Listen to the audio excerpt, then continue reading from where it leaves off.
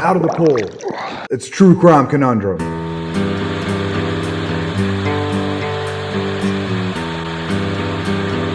Hello, ho, ho, folks. Boy, that sounds weird to say it in my own voice and also not behind the mask. This is True Crime Conundrum, a series I originally did as Santanon. But that channel's been disabled because YouTube thought Santanon was a robot or something. And this is mainly for video proof to YouTube that I am not a robot. Anyways, True Crime Conundrum, I'm going to be redoing the old episodes and continuing with new episodes as myself, Dee Lifeguard. So let's get into the Y2k murders, aka the Four Corners Manhunt. And to understand the motive behind this particular True Crime Conundrum, you first have to understand what Y2k was and the panic surrounding it. All this Y2k stuff started way back in the 1960s when computers were gigantic and pretty cool looking. Memory was really limited on the behemoth computers. There weren't even bytes of memory on these things. The memory was so limited that it was measured in bits. Bits, obviously being smaller than bytes, meant that memory had to be conserved every step of the way while programming for these gigantic ancient computers. For example, instead of typing in the year 1964, programmers would type in 64, which the computer would then read as 1964. That's where the root of this Y2k bug problem lies, is in that 2-digit year. The programmers, even way back then, knew that this was eventually going to cause problems, but they just kicked the can down the road. And in 1985, programmers and other computer nerds and stuff were abuzz with, hey, in the year 2000, this Y2k bug thing is going to be a problem. So nothing was done about it until 1993, when the Y2k bug suddenly hit mainstream news topics. This put the public of all different countries in frenzies, and therefore it put their governments in frenzies as well. This shit sounds serious. Let's jazz it up and call it the Y2k bug and get the public really freaked out about it. If you guys are confused as to what the big deal with Y2k was, I am too. I mean, I lived through it back then and I kept up with the news, and to this day I still not exactly sure what the fuck was going on with it. I remember them telling us that when it rolled over from the year 1999 to the year 2000, the computers would read the year as 1900, and then they would start to freak out because they would realize they weren't supposed to exist yet. I understand that computers didn't exist in the year 1900, but if a computer is smart enough to figure out that it shouldn't exist, then why would the year 1900 make it glitch out? It's just a fancy calculator. Like, shouldn't it just be like, okay, I shouldn't exist, but it's 1900 and I do exist. Oh well, let me help you with your taxes, Mr. IBM CEO. I was a kid at the time, so I chalked up my misunderstanding of the whole Y2k situation as me not being old enough to understand. But I'm an adult now with Google at my disposal, and I still don't really understand the Y2k situation. You had adults and newscasters and people in magazines and on the radio freaking out and screaming about how airplanes were going to fall out of the sky, or that credit cards and banking as we know it was going to drain everybody's money, and that was going to force people into cannibalism so they wouldn't starve. They said at the stroke of midnight, babies were going to turn into kangaroos, and the missiles were going to realize they shouldn't exist, so they were going to launch themselves at Liechtenstein causing a nuclear war. They were saying that the New Year's Eve celebration in Times Square was gonna look a lot like that scene from Terminator 2.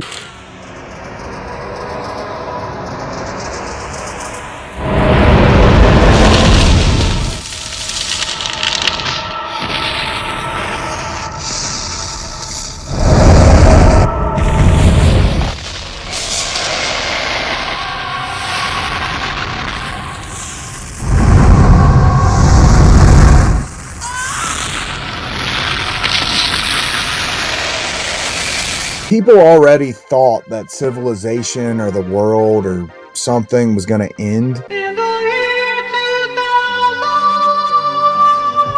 And the Y2k bug phenomena just dumped gasoline on that fire and then became the most pertinent issue. So while all the adults were freaking out, I was just a kid not really grasping the situation. And I was like, guess we're not getting jetpacks or flying cars anytime soon then. But since I was a kid, part of me was optimistic that if shit did hit the fan, I could, pull a Snake Pliskin. And I'm not talking Snake Pliskin from Escape from New York.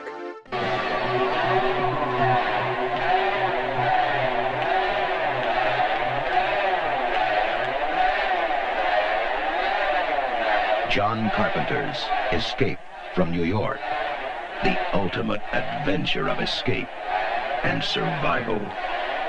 I'm talking Snake Pliskin from Escape from LA.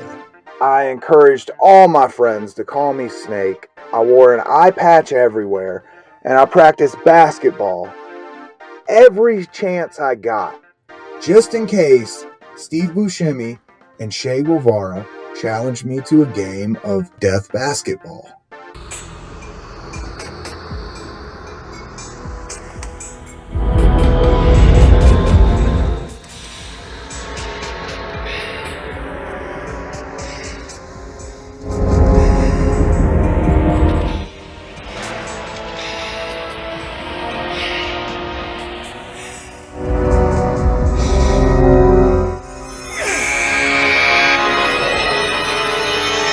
Jordan, Game 6.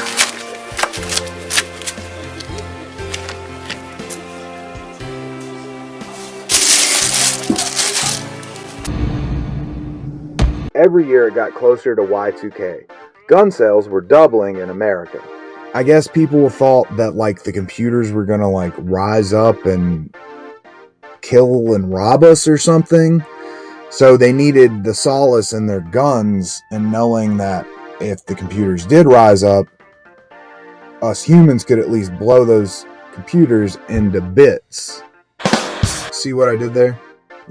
Bits, bytes, call back to earlier. Pun intended. It's not really that funny if you have to explain it, is it? Everybody was freaking out about Y2k, and some people were so freaked out that they were willing to rob and kill humans before the machines ever had a chance to. And that brings us to today's True Crime Conundrum. Let's meet these three numbnuts from Colorado. Robert Mason, Monte Pylon, and Jason McVean. They were three buddies living in Colorado. They liked to hang out, shoot guns, practice survival skills, join militias, normal friendship stuff. Folks who knew these three gentlemen would describe them as militia types. Yeah, no shit. As mentioned earlier, they did have survival skills. They liked to stockpile survival supplies as well as guns and ammunition. They enjoyed paramilitary literature. Normal everyday stuff, and I'm totally sure that these guys were not social outcasts and that they were very mentally well adjusted and totally cool dudes to start a conversation with at a party. So Mason, Pylon, and McVean, like everybody else, were rightfully freaked out about Y2k. They were preppers, and they were prepped. They were prepared for shit to hit the fan. And in fact, they were getting so prepared for Y2K that they had a plan on how to become kings once the apocalypse hit. You see, they figured once Y2K hit, it was going to be pretty hard for people to come by water. So these three numbnuts decided they should get together and steal a tanker truck full of water. And in May of 1998, they were so prepared in advance for Y2K, that's exactly what they did. And they got away with it too, until the next day when Officer Dale Claxton of the Cortez Police Department spotted the stolen water tanker and pulled the three men over. Before Officer Claxton could even unbuckle his seatbelt, a barrage of automatic weapon fire ripped through his patrol car. The officer was struck at least 29 times and, of course, died due to his injuries. And the trio fled the traffic stop now turned murder scene in the water truck. Later, they ditched the water truck and carjacked a pickup truck, and after a shootout with police, were able to escape into the state of Utah. And within 24 hours, federal authorities had the three identified. The manhunt was on, but this particular manhunt was going to be no cakewalk. You see, the area that these three men decided to run from authorities in was known as Four Corners. It's where Utah, Arizona, Colorado, and New Mexico all meet. It'd be very easy for the trio to slip in and out of detection across the borders. Law enforcement also knew that the trio were armed and willing to kill. So the four states pulled their resources together and were able to get over 500 officers from 50 different departments to go on the manhunt, as well as reinforcements from the FBI and the National Guard. In early July, a few weeks later, the trio hadn't been heard from or seen in a while, and then one day a social worker decided to take his lunch along a scenic route he knew. He propped up on a riverbank because he wanted to breathe in the nature and take in a fresh scene as he munched on his lunch. But instead, he got a scene of a man in camouflage coming out of the wilderness with a rifle and opening fire at him. Luckily, the social worker was not shot. He made it back to his car and was able to escape. Local sheriff's deputies responded to the scene, and of course another shootout ensued. The sheriff's deputy was shot twice. He did live, and other officers took up the pursuit of the camouflaged man. They stumbled across the camouflaged man's lifeless body inside a crudely constructed bunker. He was surrounded by unused pipe bombs, and he had apparently shot himself in the head. The camouflaged man was identified as Robert Mason. With one of the trio now dead, the search for the other two ramped up into a massive effort. These men were clearly no longer just a danger to law enforcement officers. They were willing to fire upon civilians. Not to mention, the authorities were a little freaked out that these guys had explosives. The officers in the search would end up having to crawl through thousands and thousands of yards of dense vegetation on their stomach, as that was the only way to really traverse the terrain. And eventually, they did come upon some evidence of Pylon and McVean. The authorities would track down the men near the river, but then darkness fell, and the two were somehow able to slip through the police perimeter. A short while later, the men were spotted again, but then the batteries on the night vision goggles that the cops were using died, and McVean and Pylon were able to escape police once again. Authorities believed that the pair were slipping in and out of the four states area across the borders to avoid detection, but also living off the land. And further evidence of this was found. In July of 1998, a home in Colorado had been burglarized. Water and food were the main items taken, and footprints from that were later identified as Monte Pylons. Shortly after the break-in in Colorado and Utah, 2 suspicious men were seen scoping out another water taker truck until they were actually confronted by and then scared off by a young girl. And the young girl's description of the 2 men matched that of Pylon and McVean. It always seemed that the authorities were just a few steps behind the pair. And that's when the manhunt went cold for over a year. Pylon and McVean were neither seen nor heard from, and there were no new leads for authorities to follow. And then on October 31st of 1999, a group of hunters in Utah were doing their hunting thing when they came across a tent. Outside of that tent, propped against it, was an AK-47.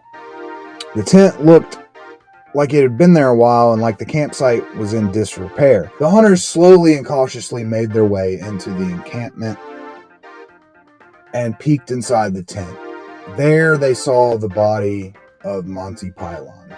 I know finding a body any day, much less on October 31st, which is Halloween, is pretty fucking scary, but having to find this creepazoid's body any time of the year is terrifying. An autopsy was done on Pylon, and it was revealed that he had a broken ankle and that he had died from a shot to the head. Authorities believe it was self-inflicted. No more clues could be ascertained from Pylon's body or from the scene of his death. And the manhunt once again went cold, and authorities had no idea where Jason McVean was. He wasn't popping up in any of the states surrounding the Four Corners, and he wasn't popping up in any states anywhere else in the U.S. As far as the authorities were concerned, Jason McVean was essentially a ghost. Everything in this case lay dormant until June of 2007, when a cowboy, and yes, I said cowboy, and that's because every article says a cowboy. So a cowboy was out doing his cowboy thing, riding a cow or a horse or whatever they do. And he noticed in the riverbank an old, beat up, half buried bulletproof vest. And so he goes down, I guess he gets off his horse, he digs up the vest, he finds some unspent ammunition, he's digging around, he finds an AK-47, he finds unexploded pipe bombs, he's finding all kinds of goodies. And then he finds human remains, and that's when he decides he should call the authorities. So he does.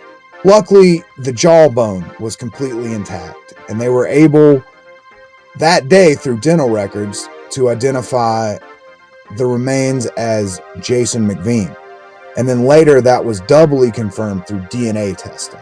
So that ends the Four Corners manhunt. All 3 men were now officially dead.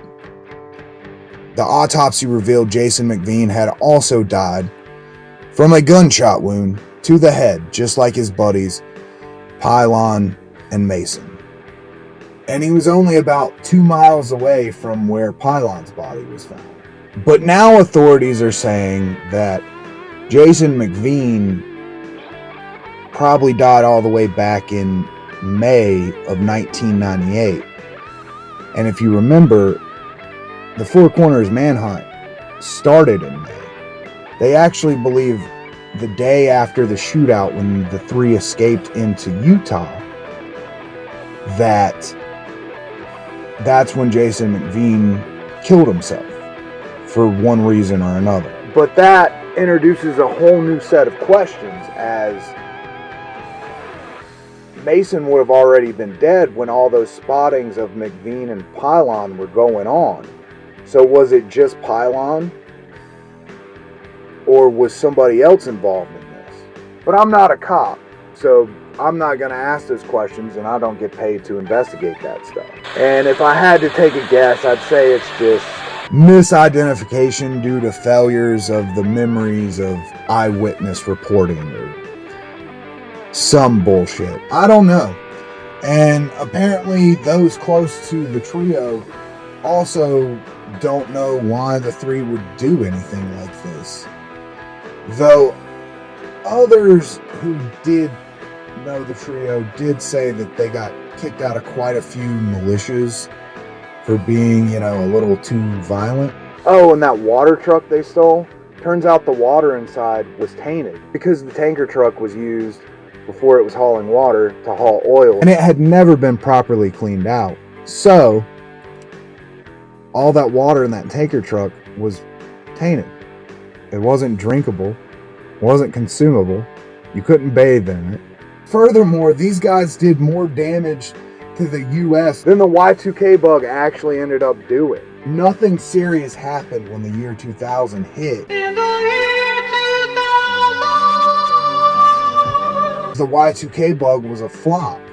In Japan, a nuclear reactor glitched out for a fraction of a second, but the computer system running it caught the glitch and instantaneously fixed it. A few minutes later, same thing happened at another nuclear facility in Japan, but the system fixed it.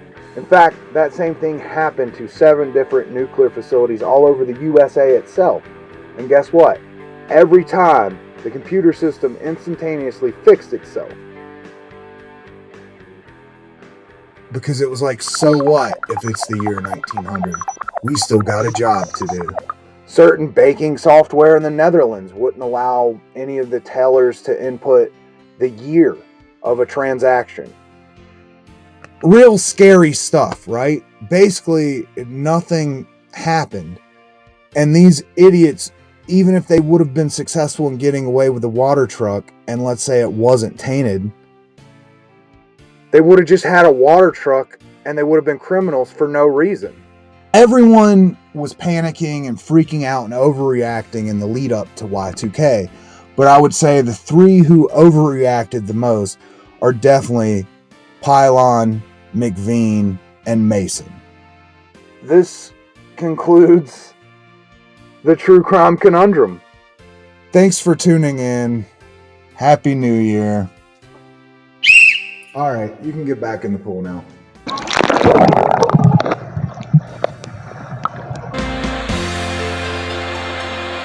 Don't let hysteria warp your mind into doing some really dumb, pointless shit.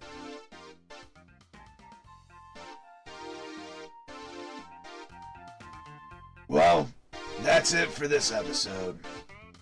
Happy New Year once again. Thanks for tuning in. God bless and Hail Santa.